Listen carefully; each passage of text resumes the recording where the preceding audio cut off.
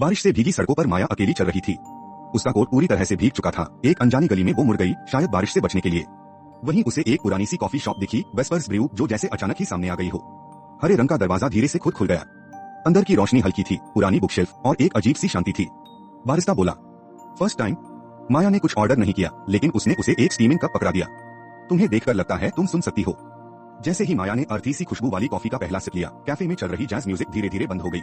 तभी किसी की फुसफुसाहट उसके कानों में गूंजी, it's still in the walls. Maya चौंक गई, चारों तरफ देखा, लेकिन कोई नहीं था। उसी रात उसे एक सपना आया, एक औरत पुराने एप्रन में ईंटों के पीछे ट्रैप दिखी। माया घबराकर जाग गई, उसका सीना तेजी से धड़क रहा था।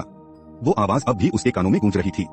अगले दिन माया वापस उसी कैफे में पहुंची, आसमान अब भी बादलों से घिरा था।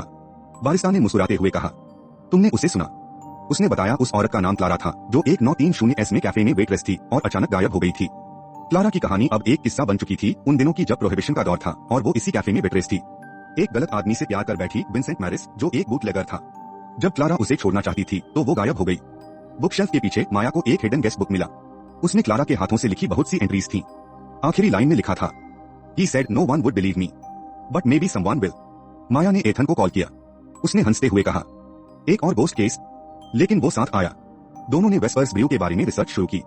सिटी आर्काइव्स में पुराने फ्लोर प्लान्स, न्यूज़पेपर क्लिपिंग्स और विंसेंट के रिकॉर्ड्स से उन्हें पता चला कि क्लारा के गायब होने के कुछ दिनों बाद कैफे में एक नया वॉल बनाया गया था। वो कैफे के क्लोजिंग टाइम के बाद वापस गए। बारिस्ता बिना कुछ बोले बस चुपचाप उन्हें एक की पकड़ा गया। धीरे से बोला, वो इंतजार कर रही है। स्टोरेज रूम के कोने में एक अजीब सी ब्रिक वॉल थी, जैसे किसी ने कुछ छुपाने के लिए जल्दी में बनाई हो। एथन ने धीरे धीरे ईंटें निकालनी शुरू की, और जैसे ही आखिरी ब्रिक हटी, उनके सामने एक स्केलेटन पुराने एप्रन में लिपटा हुआ था। क्लारा का भूत सामने आया, गुस्से से नहीं, सिर्फ गहरे दुख के साथ। वो धीरे से काउंटर को छूती है और कहती है, मैंने बेल बजाई थी, किसी ने नहीं सुना, सिवाय तुम्हारे।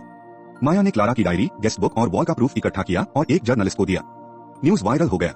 कैफे बंद हो गया इन्वेस्टिगेशन के लिए। विंसेंट मैरिस की सच्चाई सामने आई, भले ही वो मर चुका था। क्लारा को इंसाफ मिला। बारिस्ता ने माया को वो पुराना गेस्ट बुक दिया। उसने हर सोल का नाम लिखा था जो यहाँ आया। शायद कोई तो सुने। गेस्ट बुक में आखिरी नाम था माया, क्लारा की हैंडराइटिंग में। एक नए कैफे में माया और एथन बैठे थे। हल्की बारिश हो रही थी। एथन मुस्कुराकर बोला, नो गोस्ट्स टुडे। माया ने कॉफी सिप करते हुए कहा, बस कुछ कहानियां थीं, जिन्हें सुना जाना जरूरी था। विस्पर्स अब थम चुके थे, लेकिन माया अब भी सुनती है, हर उस आवाज को जो अब तक किसी ने नहीं सुनी। Like, comment and subscribe.